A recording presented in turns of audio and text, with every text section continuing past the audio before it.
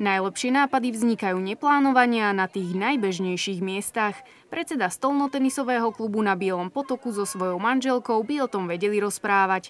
Pred 7 rokmi sedeli spolu v kuchyni, keď si povedali: Nie sme horší ako tí v Revúcach, skúsme urobiť niečo také pre seba, len také naše, a rozmýšľali sme, aký tomu dať názov. Nechceli sme dávať halušky, aby sa naozaj niekto neurazil, že sme ho skopírovali. A ja, hoci nie som z Bieleho potoka, strašne mi k srdcu prirástlo slovo gance.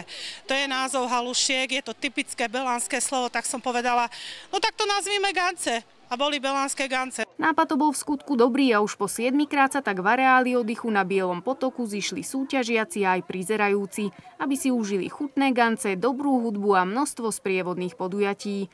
Šťastná sedmička však celkom šťastná nebola, obľúbenej letnej súťaži dal tento rok poriadne zabrať dážď a chlad. Bohužiaľ počasie nevyšlo, ale ja verím, že napriek tomu tá nálada u ľudí bude dobrá.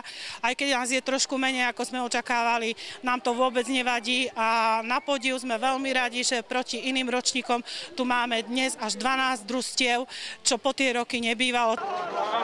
Hop, oddychni si. Moku. 5 ženských a 7 mužských tímov tak malo trošku sťažené podmienky, ale popasovali sa s nimi statočne.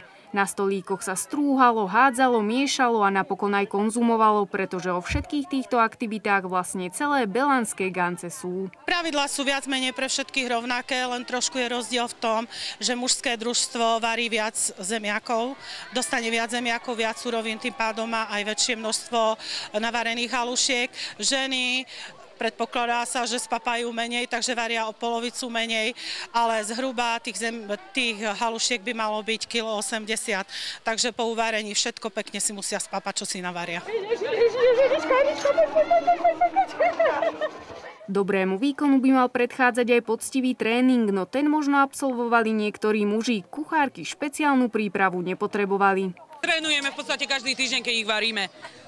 Takže my to máme tu už v krvi. Aj keď dobrá gazdinka z Belanu by varenie zvládla už aj po slepiačky, predsa len je tu niečo, čo dá všetkým bez rozdielu zabrať. To rajbanie, to je náročné na kondičku, na ruky. Potom to jedenie, nie je to náročné zjesť takú? Jedenie nie je náročné, to je už to najjednoduchšie pre mňa aspoň. Neviem ako pre tie kolegyne moje, ale to je už najmenej zjesť to. Samozrejme rajbanie, hej, lebo tam sú zranenia, na tie treba dávať pozor. Pozor si museli dať aj na prípadnú krv v zemiakoch, za ktorú boli trestné body.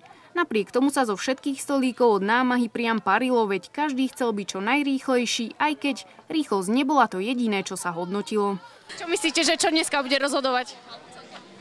Ja si myslím, že chuť, lebo sme všetci z Bieleho potoka, takže každý tie gance vie variť. Aj rýchlosť je dôležitá, ale hodnotí sa okrem rýchlosti samozrejme vzhľad halušiek, chuť, nesmú byť presolené, musia vyzerať presne tak, ako majú, nesmú byť ani veľké, ani malé, musia byť dobre ochutené. Na záver ešte prezradíme, že na tohoročných belanských gancoch sa spotrebovalo 300 kg zemiakov, 30 kg cibule, 60 kg mäsa a 50 kg držiek.